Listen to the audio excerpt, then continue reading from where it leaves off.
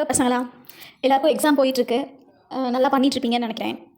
இன்றைக்கி ஒரு பொதுவான ஒரு சின்ன விஷயத்தை பற்றி நம்ம பேசலாம். எனக்கு தெரிஞ்ச வரைக்கும் நம்ம பிள்ளைங்க, நம்மளோட அகாடமியில் வர்ற பிள்ளைங்க, ஸோ பொதுவான ஒரு புரிதல் அப்படின்னு எடுத்துக்கிட்டோம்னா, டீச்சர் வந்து என்னை மட்டும் கார்னர் பண்ணிக்கிட்டே இருக்காங்க.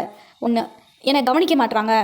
2, நான் எவ்வளோ தான் படித்தாலும் ரெகக்னைஸ் பண்ண மாட்டாங்க. அதாவது ஒரு அப்ரிஷியேஷன் பண்ண மாட்டாங்க.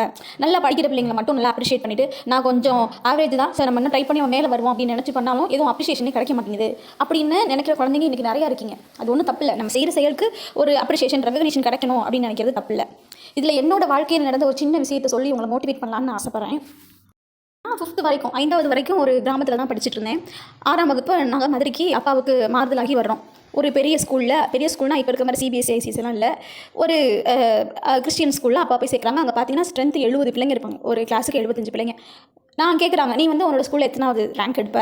மேம் நான் ஃபஸ்ட் ரேங்க் எடுப்பேன் மிஸ் அப்படின்னு சொல்லி நான் சொல்கிறேன். எல்லா பிள்ளைங்களும் பயந்துட்டாங்க. என்ன நல்லா படிக்கிற பிள்ளைங்களாம், நம்மளுக்கு போட்டியாக ஒரு பொண்ணு வந்திருக்கு, ஃபஸ்ட் ரேங்க் எடுப்பேன் வேறு சொல்லுது அப்படின்னு சொல்லி பயந்துட்டாங்க. குவார்டர்லி எக்ஸாம் கிட்ட போய் சேரேன். நான் அந்த டைமில் ஜூலையில் போய் சேரேன். எக்ஸாம் வருது. மேக்ஸில் நான் அவுட்டு, ஃபெயிலு. 16 வாங்கியிருந்தேன் 100க்கு. இந்த பிள்ளைங்கள்லாம் ஒரே அழுகை என்னால் தாங்கவே முடியல. ஏன்னா என்னால் ஃபஸ்ட்டு போனதுனால அதில் வந்து எடுக்க முடியல. பிள்ளைங்கள்லாம் அந்த நல்லா படிக்கிற பிள்ளைங்களாம் சிரிக்கிறீங்க, என்ன இந்த பிள்ளை ஃபஸ்ட் ரேங்க் எடுக்கிறேன்னு சொல்லிச்சு, இப்போ பார்த்தா ஃபெயில் ஆகியிருக்கு அப்படின்னு சொல்லிட்டு என்ன அதுக்கப்புறம் கன்சிடரே பண்ணலை. அவங்க இது ஒரு படிக்காத மக்கு பிள்ளை அப்படின்னு சொல்லி அவங்க வந்து நினச்சிட்டாங்க. ஸ்கூலில் டீச்சர்ஸ்லேருந்து நல்லா படிக்கிற பசங்க வரைக்கும். அது ஒரு கேர்ள்ஸ் ஸ்கூல். நான் என்ன பண்ணேன், அடுத்து நம்ம ப்ரூவ் பண்ணியே ஆகணும். குவார்டர்லியில் விட்டுட்டோம், ஹாஃப் இயரில் நம்ம ப்ரூவ் பண்ணணும் அப்படின்னு சொல்லிட்டு வெறித்தனமாக படித்தேன். என்னால் எவ்வளோ முடியுமோ எஃபோர்ட் போட்டு 6th தான் அப்பையும் நம்ம நிரூபிக்கணும் அப்படின்னு அந்த இடத்துல படித்தேன். அடுத்து ஹாஃப் இயரில் நான் 3rd ரேங்க். எனக்கு நல்லா ஞாபகம் இருக்குது. ஐநித்யா ஆர்நித்யான்னு 2 பொண்ணுங்க இருப்பாங்க. ஸோ நான் 3rd ரேங்க், அவங்க ஃபஸ்ட் ரேங்க், செகண்ட் ரேங்க், நான் 3rd ரேங்க். மிரண்டாங்க.